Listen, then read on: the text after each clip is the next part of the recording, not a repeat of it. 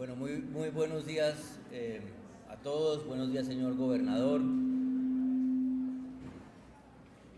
estimados senadores y representantes que nos acompañan, señor obispo, amigos del Diario del Huila, de La Nación, de la Cámara de Comercio, que han ayudado con la organización de este foro, que para nosotros es supremamente importante. Esta es la segunda edición de una serie de 5 foros que acordamos hacer con la revista Semana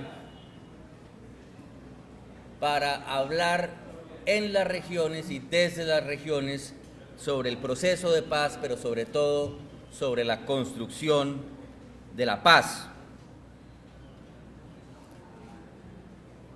Pocos departamentos como el Huila y tal vez ninguna ciudad capital como Neiva ha sufrido el conflicto en carne propia de esa manera.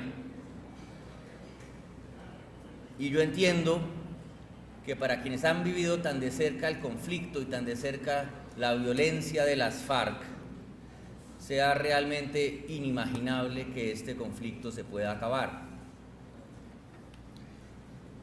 Y es mucho más difícil imaginárselo si, como nos dicen todos aquí, los señores de las FARC siguen extorsionando a la población, siguen extorsionando a los comerciantes, siguen extorsionando, me dicen, hasta los maestros, cosa que me parece de una gran torpeza política si lo que pretenden hacer es convertirse en un movimiento político.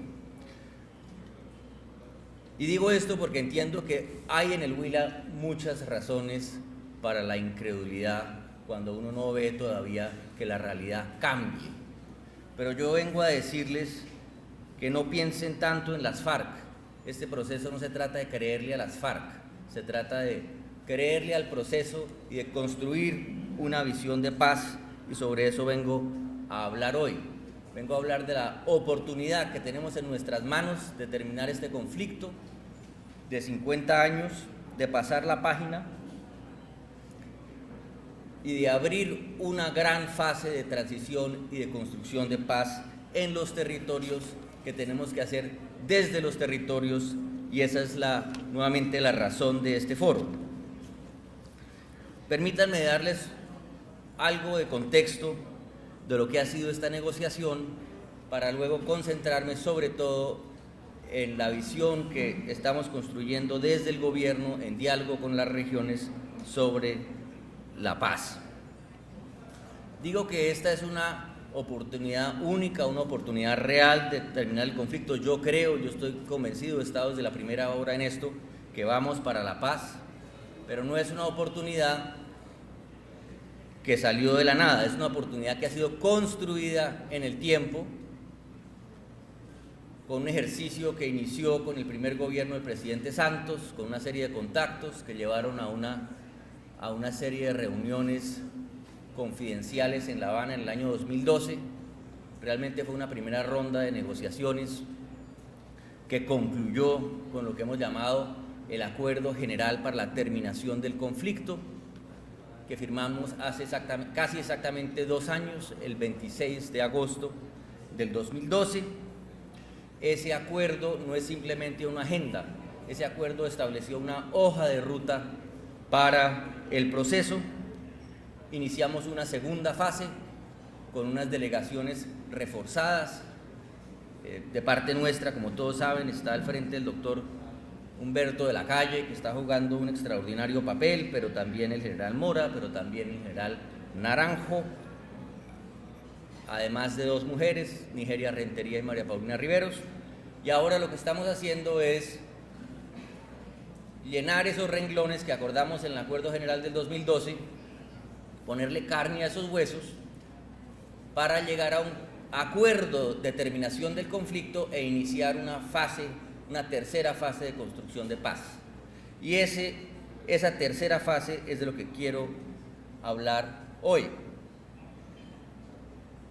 Antes de pasar a eso, quiero de todas maneras insistir a que aun cuando desde el Huila, desde los territorios, sea difícil creerle a este proceso por la realidad que acabo de describir, en La Habana avanzamos cada vez más en una negociación seria, en que los señores de las FARC han también trabajado de manera seria en unas propuestas muy concretas. Tenemos ya un cuerpo de acuerdos muy importante. Estamos entrando en lo que podríamos llamar la fase final de la negociación. Con eso no quiero decir que va a ser una cosa que va a ocurrir de manera rápida, pero que los temas que nos faltan por discutir, ya acabamos lo que uno podría llamar los temas generales: el desarrollo rural integral, la participación política, el tema de las drogas. En todos esos temas les hemos pedido, y sobre todo en el último, por razones obvias, a las FARC que asuman compromisos muy precisos. En el de las drogas, que dejaran por escrito cómo se hizo, que rompían de todas maneras con ese negocio. Pero los temas que tenemos ahora enfrente, los que faltan, ya son los temas realmente de la finalización del conflicto. Es decir, ¿qué vamos a hacer con las víctimas? ¿Cómo va a responderle cada quien a sus víctimas? ¿Y cómo va a ser el proceso de cese, dejación de armas, reincorporación, etcétera? Y por tanto, es la fase final, pero será una fase muy dura. Permítanme volver a la idea clave de este proceso, que fue la que dejamos escrita en ese acuerdo del 2012, que es esta idea de la terminación del conflicto. Claro, estamos hablando de paz, pero hemos dicho siempre que una cosa es terminar el conflicto y otra cosa es construir la paz. Y por eso lo dejamos escrito de esa manera hace 2 años, en el 2012. El primer punto de ese acuerdo dice: hemos acordado... Está un poco difícil esto, ¿no? ¿Será que pueden hacer un poco de silencio en...?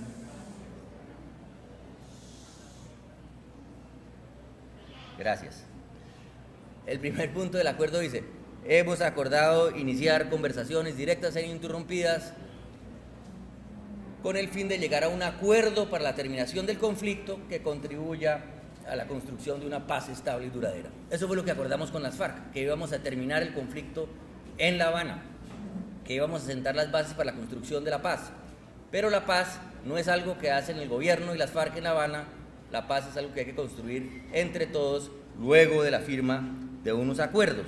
Esa ha sido la visión básica que hemos desarrollado. Y ahí hay que insistir en la importancia de esa tercera fase, lo que se suele llamar posconflicto. Yo tengo algunas dudas sobre la expresión posconflicto, porque me parece que tiende a reducir la importancia de lo que pasa después, tiende a sugerir además que no siguen habiendo conflictos. Va a haber conflictos de todo tipo. Lo que tenemos es que encauzarlos en una fase muy estructurada de construcción de paz, que va a ser muy difícil, que va a requerir grandes sacrificios. Esto no es que llegó el paraíso con la firma de un acuerdo, es al contrario, es que tenemos que en ese momento de verdad arremangarnos y comenzar a construir. Pero así como tendremos que hacer grandes sacrificios, yo estoy absolutamente convencido que esto representa una enorme oportunidad para el país, como lo dijo Álvaro Sierra, y que no se trata simplemente de la desmovilización de un grupo y de la dejación de armas. Por supuesto que para que esto sea posible tiene que haber un fin que implica, como quedó escrito en el punto 3 del acuerdo general, que se da un cese al fuego definitivo, que es lo que se comenzó a discutir ahora con unas subcomisiones técnicas. Es como una vez firmemos un acuerdo final, se para la guerra, que implica un proceso de dejación de armas de las FARC. Ahí ha habido muchos mitos alrededor de esa expresión, mucha gente que quiere crear confusión. Dejación de armas quiere decir que esas armas quedan fuera de uso, que las FARC dejan las armas de una manera verificable, incluso, como dijo el presidente de la República, verificable por personas, por observadores internacionales que van a dar cuenta y decir: en efecto, las FARC dejaron las armas. Ahí no puede haber absolutamente ninguna ambigüedad. Pero eso no es lo único que pasa, eso es una parte del fin del conflicto.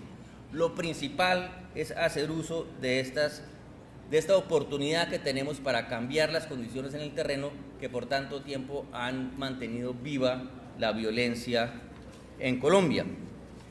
Y por eso yo he dicho en otros escenarios que tenemos que pensar en una gran fase de transición con unas metas muy ambiciosas relacionadas con los acuerdos de La Habana, en los que con muchos más medios de los que disponemos hoy, con mecanismos jurídicos los que se necesiten de excepción, pongamos en práctica y construyamos entre todos esa paz en los territorios sobre la base de lo que hemos acordado en La Habana. De cierta manera vamos a tener que hacer en 10 años, sobre todo en el campo, hablábamos esta mañana en la Cámara de Comercio de eso, vamos a tener que hacer en 10 años lo que no hicimos en 50. Y por eso, y porque esta visión está construida desde los territorios, nosotros decimos que se trata de construir lo que llamamos una paz territorial. Un acuerdo de paz tiene que ser un acuerdo de paz para todo el país, por supuesto, pero esa paz no se va a construir desde Bogotá, no se va a construir desde una oficina y un escritorio en Bogotá, se va a construir desde los territorios, basada en la visión de la gente en los territorios y en una combinación de eso con la estructura y los compromisos que hemos adquirido en La Habana. De ahí la gran importancia para nosotros de este evento. Y lo primero que tenemos que hacer es explicarles qué es lo que se ha acordado, qué es lo que se piensa construir en esa paz territorial. Yo no voy a explayarme explicando todos los acuerdos hasta ahora, pero sí quiero decir unas cosas muy puntuales que me parecen que para departamentos como el Huila son especialmente importantes. El primer punto que acordamos, como ustedes saben, fue el punto de desarrollo rural integral, que por la envergadura de lo acordado decidimos llamarlo una reforma rural integral. Óigase bien, una reforma rural integral. Es decir, aquí no estamos mirando solamente el problema de la tierra, estamos mirando todo el problema de la productividad del campo, de la infraestructura en el campo y de las condiciones de vida en el campo. Y ahí es donde está la oportunidad de este acuerdo. Uno mira en cifras de hoy, el campo colombiano tiene unos niveles de pobreza de casi 3 veces los del mundo urbano. En el caso del Huila puede ser peor porque el Huila está, si no recuerdo mal acá, me recordarán ustedes, tal vez Rodrigo, creo que está como 13 puntos por arriba de la media nacional en niveles de pobreza. Y siendo un departamento eminentemente rural, pues ustedes sabrán muy bien de qué estamos hablando. Y entonces ahí está la oportunidad, que no es decir, que no es justificar la violencia, que no es decir es que tenemos que cambiar las causas objetivas de la violencia, ese no es el discurso. Pero sí es decir, si no cambiamos las condiciones que existen en el territorio, pues no vamos a tener garantías de que esos ciclos de violencia no se repitan. Yo decía esta mañana a los amigos de la Cámara de Comercio, ¿qué sacamos con que se desmovilice un frente de las FARC, por ejemplo, en el Putumayo, los que están allá, el Frente 48? Si no hacemos nada más, si las condiciones en el Putumayo no cambian, si no hay unos programas mucho más ambiciosos para salir de los cultivos de coca, para cambiarle las condiciones reales de vida a la gente. Si esas condiciones perduran, la posibilidad de que la violencia perdure es muy alta. Entonces tenemos que aprovechar esta oportunidad de la paz para cambiar esas condiciones y eso es lo que acordamos en el punto 1. ¿Y cómo lo vamos a hacer? Pues ahí están las cosas que tal vez habrán oído, una serie de acuerdos para facilitar el acceso a la tierra mediante la creación de un gran banco de tierras, mediante la formalización de los títulos y los derechos de propiedad. Una parte de la violencia en el campo está asociada al problema de los derechos de propiedad, al problema de la ilegalidad de la tenencia de la tierra. Pocas cosas contribuirían tanto a la paz de este país como un catastro bien levantado, como un registro claro y transparente, que la gente sepa qué es de quién, que pague sus impuestos y contribuya al bienestar social de las comunidades y que evitemos esos conflictos de tenencia que nos han aquejado durante tanto tiempo. Acceso y uso quiere decir también crear incentivos para darle un mejor uso a tierras que hoy en día, por mal uso improductivo, en parte también por el mismo conflicto, no están siendo debidamente explotadas. Acaba de publicar la Universidad de los Andes un estudio muy interesante sobre los efectos del conflicto sobre el pequeño agricultor y la evidencia es clara de cómo los pequeños agricultores toman decisiones de corto plazo, no se meten con cultivos permanentes, estamos hablando en promedio, obviamente, en promedio, por cuenta del conflicto. Entonces, si no tenemos conflicto, podremos hacer todo esto de mucha mejor manera. Y sobre todo, acordamos en ese primer punto unos grandes planes que llamamos unos planes nacionales en materia de infraestructura, es decir, lo que siempre piden todos los habitantes del campo, que son vías terciarias, distritos de riego. Colombia está supremamente atrasada incluso en comparación con América Latina en materia de riego, electrificación, conectividad, donde estamos mejorando, pero además repensar cómo es que llevamos educación al campo, cómo es que llevamos salud al campo. La verdad es que nuestro país está pensado, yo digo a veces que cuando uno mira ya el detalle siente y se da cuenta que Colombia está gobernada desde las ciudades para las ciudades, que no tenemos suficiente conciencia de la dificultad del habitante del campo y de cómo satisfacer sus necesidades, que es lo que estamos tratando de hacer ahí, de apoyos en todo el espectro, digamos, productivo, tanto promoción de la asociatividad como promoción del crédito, recuperar la asistencia técnica que existió en este país, ya prácticamente desaparecido, las SUMAT son muy débiles, todos unos paquetes muy fuertes de apoyo a la productividad del pequeño y mediano agricultor. Ahí aprovecho para mencionar un tema que me lo preguntaron esta mañana y sobre el que hay bastante conciencia aquí, por razón de la zona de reserva histórica que hay en el Pato, que es el tema de las zonas de reserva campesina, sobre las que se han tejido muchos mitos. Quisiera aquí brevemente aclarar cuál ha sido la posición del gobierno en este tema. Como ustedes saben, las zonas de reserva es una figura que existe en la ley 160 del 94 permite formar unas zonas con unas características. Entonces el gobierno mal puede estar en contra de algo que está en la ley, es una opción para los campesinos. Pero el gobierno, y esa ha sido su posición en La Habana, el gobierno ha dicho: nosotros estamos a favor de todas las formas de asociatividad y cooperativismo que quieran utilizar los campesinos. Si quieren asociarse de esta manera, que lo hagan, tendrán nuestro apoyo. Si quieren crear una cooperativa, que lo hagan, tendrán nuestro apoyo. Formas de economía solidaria también, zonas de reserva campesina también, pero no seremos nosotros el gobierno, y mucho menos el gobierno y las FARC en La Habana, los que decidan que va a haber zonas de reserva campesina, que serán tantas, que serán en tales lugares. Eso no, eso es una decisión de la gente en los territorios, de manera que ese mito que ha dado vueltas, que es que en La Habana se acordaron 30 zonas de reserva campesina en todo el país, eso es absolutamente falso e inventado. Pero detrás de todas estas medidas que acabo de describir del punto 1, que yo creo que son de especial relevancia para el Huila, hay una lógica no solamente de creación de condiciones de bienestar para el habitante del campo. Así es, por supuesto, tratar de responderle al habitante del campo en sus derechos, al igual que lo hacemos en las ciudades. Pero además de eso, quiero insistir, hay una lógica de integración, hay una lógica de inclusión, de que territorios dispersos del país, poblaciones marginadas, se integren a la vida nacional.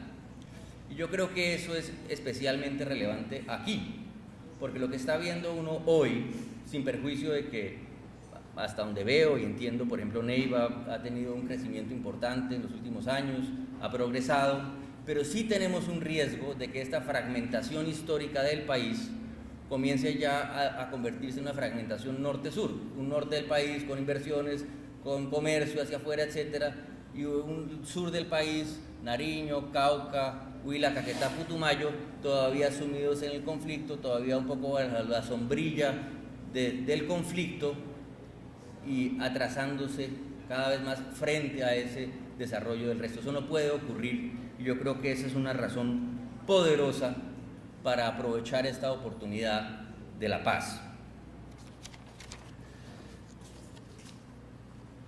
El segundo punto que acordamos de participación política tiene 3 subpuntos: uno de apertura democrática, facilitación de creación de partidos políticos, medidas de transparencia, reforma del sistema electoral. ¿Por qué? Porque si estamos tratando de consolidar la paz, consideramos que los canales democráticos, de debate democrático, son la mejor vía de consolidación de la paz. Ese es incluso el espíritu de la Constitución del 91. Acordamos fortalecer de diferentes maneras los mecanismos de participación ciudadana que hoy en día no dieron los resultados esperados en el 91. Por ejemplo, muy relevante a estos temas agrarios, los consejos territoriales de planeación, etcétera. Pero quería hacer énfasis sobre todo en el primer punto que acordamos, que es el fundamental y de alguna manera el corazón de este acuerdo, que es el compromiso de romper el ciclo histórico de política y armas en Colombia, y que yo creo que va incluso mucho más allá del conflicto con las FARC. Recientemente, en una conferencia, el director del Centro de Memoria Histórica, Gonzalo Sánchez, dio las siguientes cifras. Y aquí ustedes todos sabrán de qué estamos hablando, porque el Huila ha padecido esta violencia especialmente. En los últimos 30 años, en Colombia han sido asesinados 175 alcaldes, 175, y han sido secuestrados 358. Y concejales han sido asesinados 543 concejales y han sido secuestrados 389. Todos recordamos lo que ocurrió muy cerca acá en Neiva en el 2006, si no estoy equivocado, con los concejales de Rivera. Eso es lo que tenemos que romper.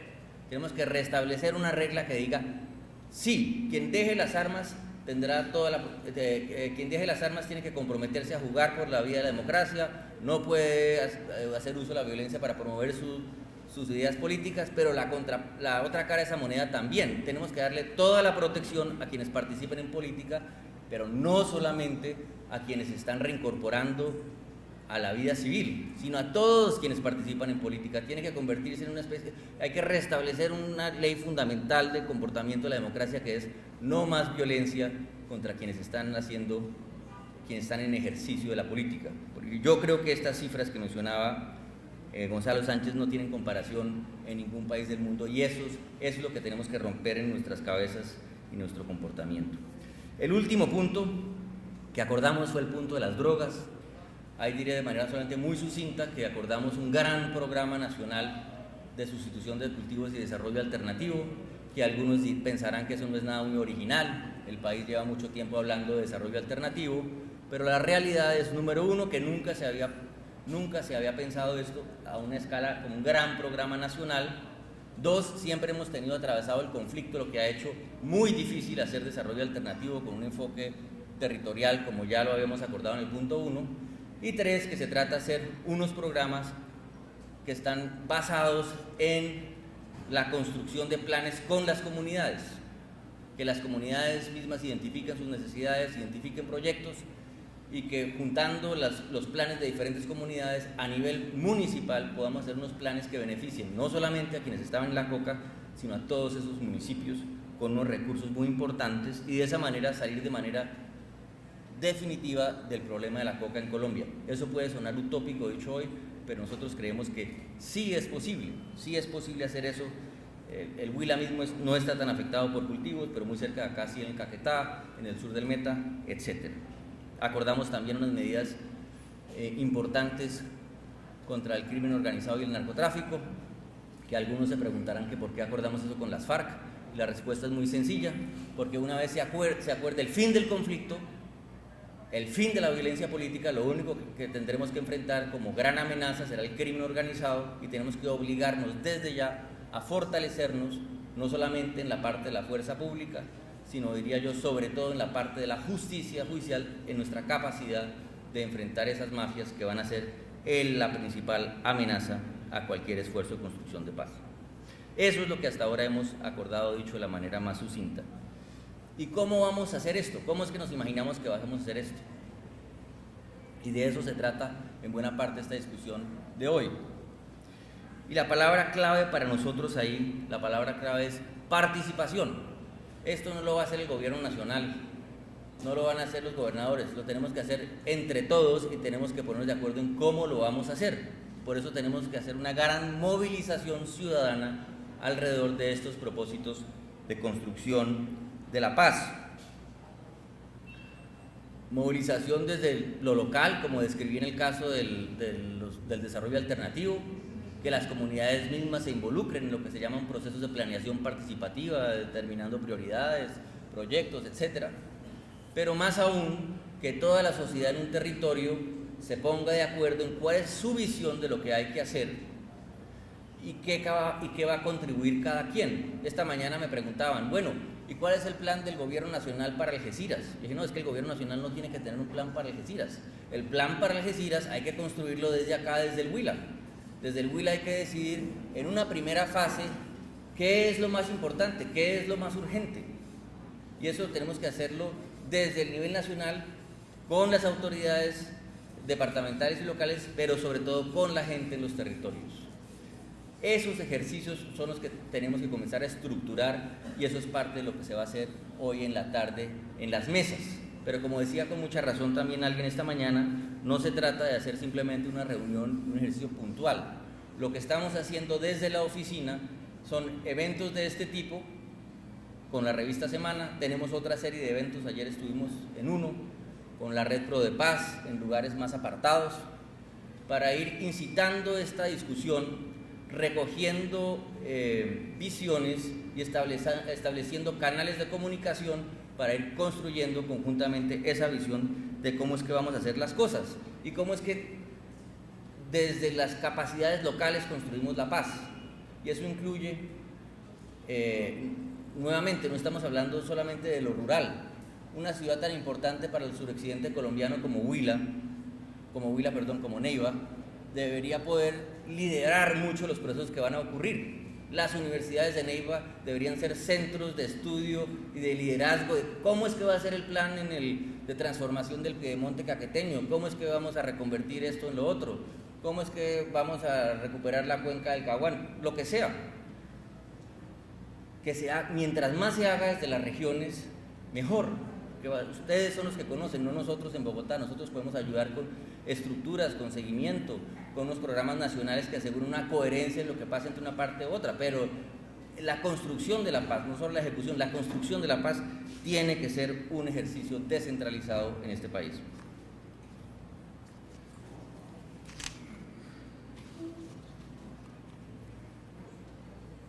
Permítanme cambiar de tema brevemente porque quiero hablar de los retos que vamos a enfrentar, pero antes de eso no quiero pasar por alto el tema de las víctimas, que es el que estamos tratando ahora en La Habana y que también es de especial relevancia acá.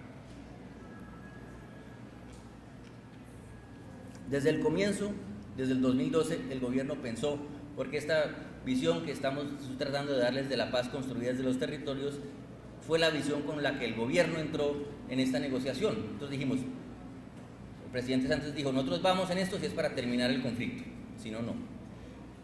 Y si vamos a terminar el conflicto tenemos que implementar una serie de medidas en los territorios, que son la agenda que describí. Dentro de ellas están las víctimas.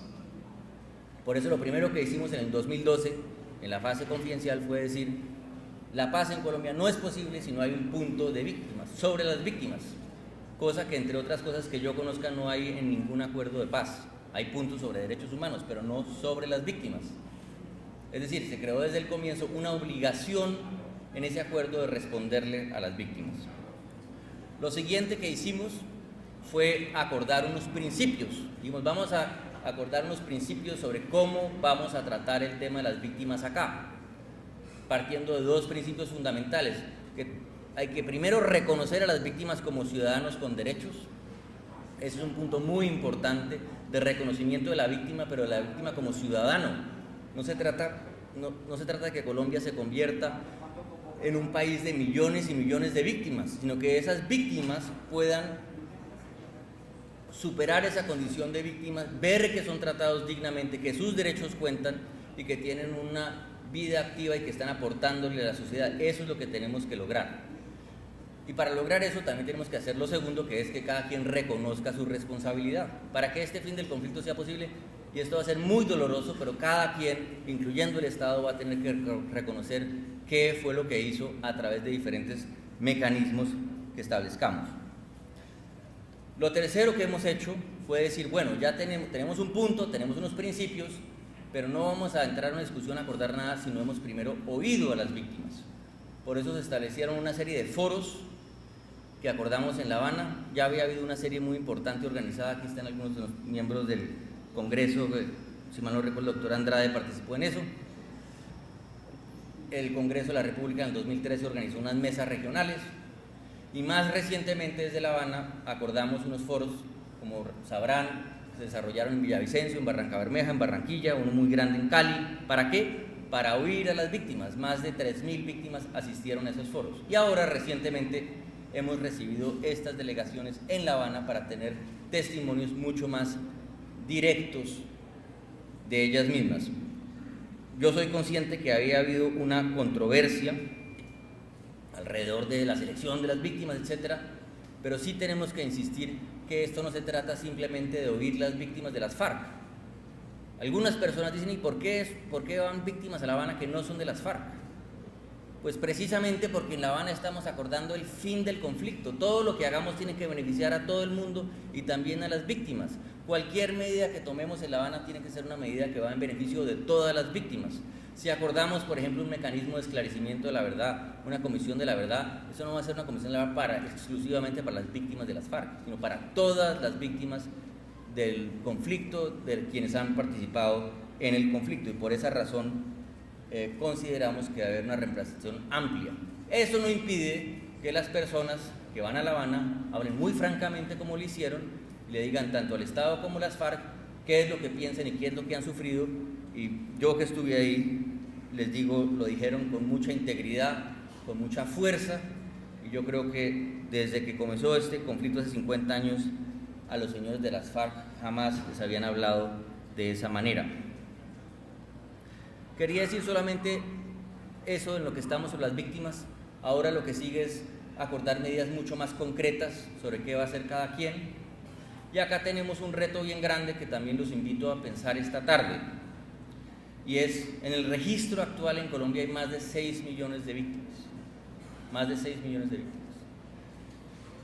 Si estamos pensando la paz desde un enfoque territorial, tenemos que pensar también en que el conflicto dejó víctimas directas, que son estos 6 millones, pero también dejó muchas víctimas indirectas, muchas personas que viven en esos territorios y que por la razón que sea no se desplazaron, pero que también sufrieron la violencia de los diferentes grupos.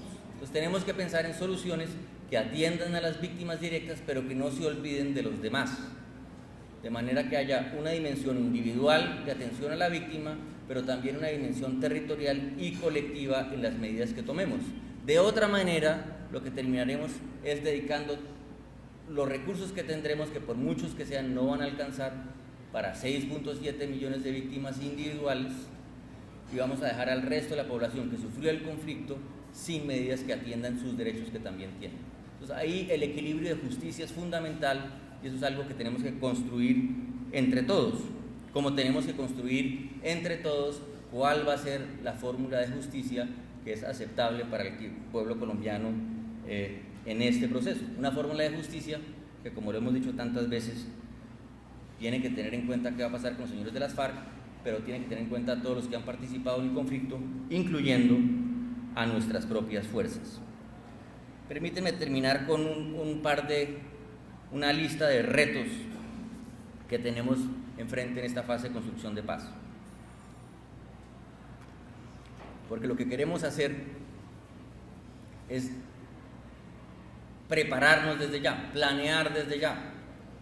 Nos juzgará la historia si tenemos razón o no, pero en este proceso hemos tratado de ser lo más metódicos posible, lo más rigurosos posible para que todo tenga un orden, una estructura que soporte lo que viene hacia adelante. Y por eso tenemos que desde ya pensar, bueno, que esa fase que se viene, que va a ser la fase más compleja, más dura, la de construcción de paz, de posconflicto, ¿qué es lo que tenemos que preparar? Y voy a mencionar simplemente un par de cosas, la mayoría evidentes. La primera es la seguridad. La paz no puede significar menos seguridad para las comunidades, tiene que significar más seguridad. Y por eso tenemos que pensar desde ya en cuál va a ser el modelo de seguridad territorial, de seguridad para los territorios en esa fase. Esa es una tarea que le ha dado el presidente de la República al general Naranjo, en la que va a empezar a trabajar ahora, entre otras tareas. Pero sí los invito a que pensemos cómo hacemos eso. Una conclusión muy obvia: en Colombia, con los retos que tenemos de seguridad, la respuesta no puede ser que tenemos que irnos por una rápida reducción del pie de fuerza. Eso sería una locura. los retos de seguridad van a seguir por mucho tiempo, la exigencia de seguridad tanto de las comunidades como de las mismas personas que están reincorporando va a ser muy alta y tenemos que pensar cómo vamos a armar ese modelo. Segundo, tenemos que pensar justamente cuál va a ser el modelo de reincorporación de las guerrillas. Tenemos muchas lecciones aprendidas del proceso con las autodefensas, tenemos una institucionalidad que se ha creado profesional, fuerte, pero yo me atrevo a decir que el modelo no puede ser el mismo que hemos utilizado con los paramilitares. La reincorporación de las FARC va a ser distinta, tiene que ser una reincorporación más ordenada, más dirigida, que con un componente institucional más grande. ¿Qué quiere decir institucional? Que no se pretenda que simplemente las personas busquen empleo en el sector privado, sino que dentro de la institucionalidad haya espacios donde puedan jugar un papel y contribuir a los esfuerzos de construcción de paz. Pero ahí tenemos un reto de pensar en la práctica cómo se va a hacer y también, que es un reto, siguiente reto, en el discurso.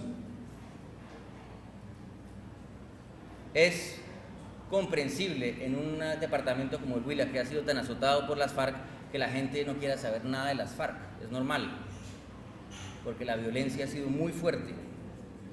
Pero si no logramos entre todos construir un discurso de inclusión que diga, bueno, señores, ustedes cometieron estos crímenes, ustedes le tienen que responder a las víctimas, pero si ustedes hacen todo eso, nosotros, comunidades, sociedad, estamos dispuestos a que no solamente a recibirlos, sino que entre todos nos dediquemos a este objetivo superior que es la construcción de la paz. Si no construimos un discurso de ese tipo, esa reincorporación va a ser muy difícil. Siguiente punto, ya voy a acabar, la famosa institucionalidad. ¿Cómo vamos a hacer esto?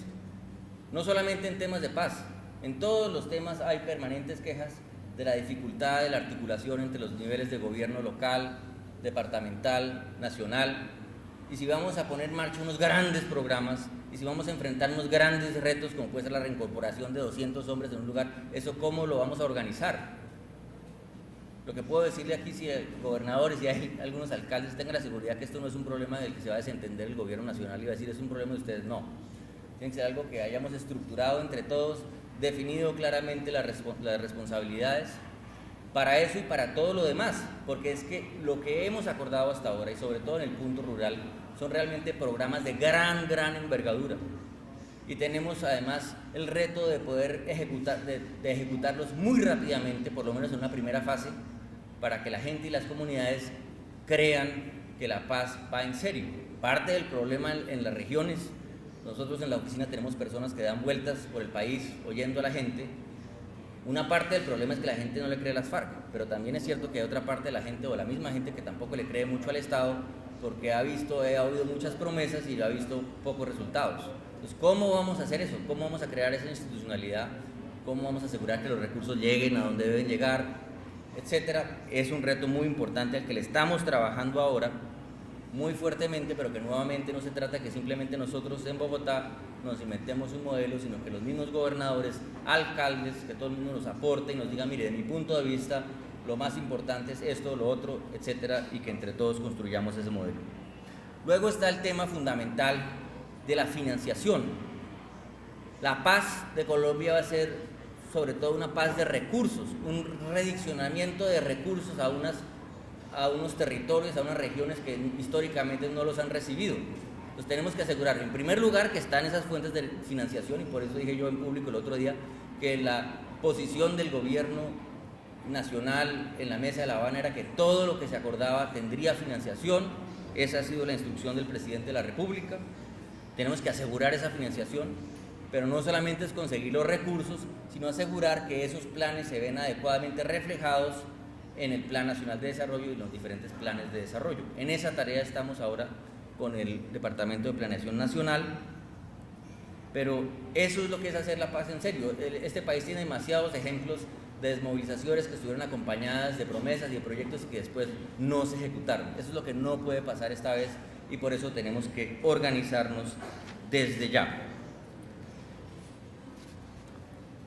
Y termino con diciendo lo siguiente: el último reto y tal vez el mayor, y lo he dicho en otras partes, que la paz es ante todo un acto de la imaginación. Hay que ser capaz de pensar que esto puede cambiar.